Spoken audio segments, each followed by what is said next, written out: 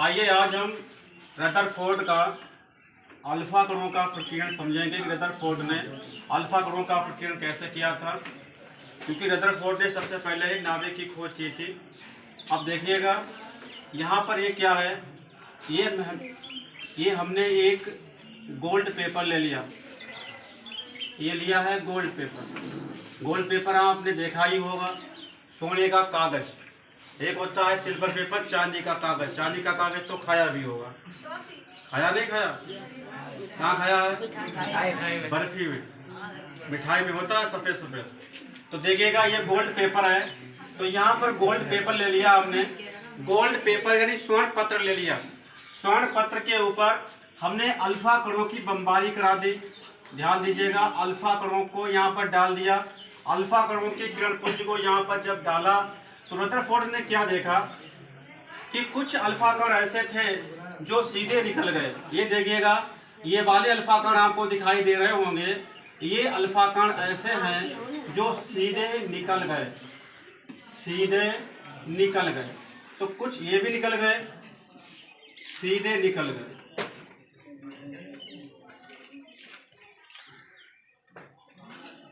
तो इन्होंने जब किसी गोल्ड पेपर पर, किसी सोने के पत्र पर, स्वर्ण पत्र पर किसी अल्फा कणों को गिराया यानी पास कराया, तो कुछ अल्फा कण ऐसे थे जो सीधे निकल गए।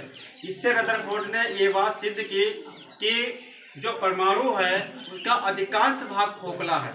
इससे इन्होंने ये बात पता लग गई कि इसका जो परमाणु है उसका जो अधिकांश भाग है, अधिकांश भाग जो है वो कैसा है, वो खोखला है।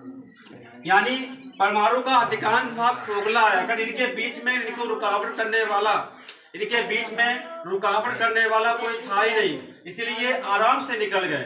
अगर इनके बीच में कोई रुकावट होती तो ये वापस लौट आते या विचलित हो जाते।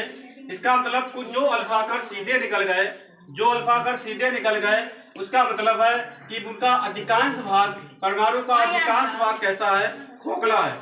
परमाणु का अधिकांश भाग कैसा है, खोखला है। उसके बाद देखिएगा इन्होंने कुछ अल्फा कण, अब देखिए इसके बाद उन्होंने क्या देखा कि कुछ अल्फा कण जो है वो छोटे छोटे एंगल यानी 90 से भी ज्यादा एंगल पर जो है विक्षेपित हो रहे हैं, अपनी दिशा को चेंज कर रहे हैं। यहाँ पर देख रहे हैं ये दो अल्फा कण, दो किरणों को हमने यहाँ पर दिखाया है। ये क्या है, ये यहाँ तक आए और अपनी दिशा को मोड़ लिया। इन्होंने अपनी दिशा को चेंज कर दिया। सीधे जा रहे थे, सीधे ना जाकर ये अपनी दिशा को चेंज कर लेते हैं, अपनी दिशा को चेंज कर लेते हैं, यानी छोटे छोटे कोण पर ये मुड़ जाते हैं। और यहाँ पर देखिएगा दो अल्फा कण, ये भी जो है अपनी डायरेक्शन को इन्होंने चेंज कर लिया है।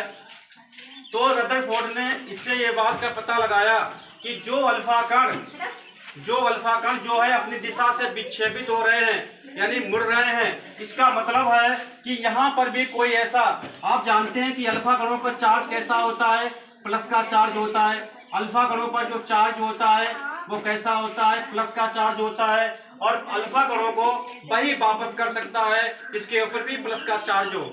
अब अल्फा कणों के ऊपर प्लस का चार्ज है और यहाँ पर भी अगर ये अल्फा कणों की किरणें, ये किरणें जो है अगर वापस लौट गई है, इसका मतलब इनके रास्ते में प्लस का चार्ज है, क्योंकि यहाँ भी प्लस होगा और अल्फा कणों के पास भी प्लस होगा, तभी ये अपनी दिशा को मोड़ सकते हैं।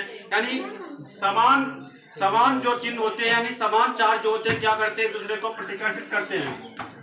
इसका भी यहाँ पर क्या है, तो इन्होंने इस बात का पता लगाया कि इनका जो कुछ भाग ऐसा है, इनका कुछ भाग ऐसा है जिसमें प्लस का चार्ज है लेकिन बहुत कम मात्रा में। उसके बाद आप देखिएगा कुछ अल्फा कण ऐसे थे, रदरफोर्ड ने बताया कि कुछ अल्फा कण ऐसे थे जो सीधे जा रहे थे और अपने रास्ते से वापस लौट गए। आप देखिएगा ये प्रकाश की किरण जो थी, ये अल्फा कण मान लीजिए गया और सीधे इससे टकराकर और वापस लौट आया। तो ये जब वापस लौट आया, यानी जब अल्फा कणों की किरणें, अल्फा कण जब यहाँ से हमने इसको पास कराया स्वर्ण पत्र के ऊपर, तो कुछ अल्फा कण ऐसे थे जो अपने रास्ते से तुरंत वापस आ गए। रदरफोर्ड ने इसका ये पता लगाया, निष्कर्ष किया कि जो अल्फा कण वापस लौटे हैं, इसका मतलब है कि उनके रास्ते में बहुत ज्यादा जो है पॉजिटिव चार्ज है, उनके रास्ते में बहुत से ज्यादा पॉजिटिव चार्ज है। पॉजिटिव चार्ज इकट्ठा होने के कारण ये अपने आप वापस लौट आए।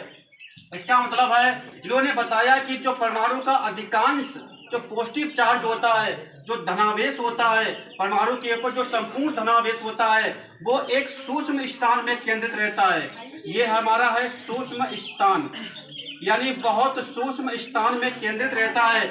और इसी सूक्ष्म स्थान को इन्होंने क्या नाम दिया? नाभिक का नाम दे दिया।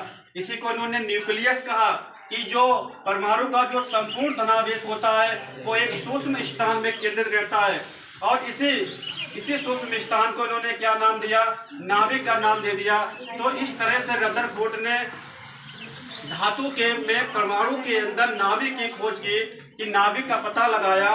कि अब इन्होंने ही बताया था कि रदरफोर्ड ने बताया था कि नाभिक में प्लस का चार्ज होता है, क्योंकि प्लस का चार्ज ही अल्फा कणों को वापस लौटा सकता है। अगर इनके पास निगेटिव का चार्ज होता तो ये अल्फा कणों को अपनी तरफ खींच लेते।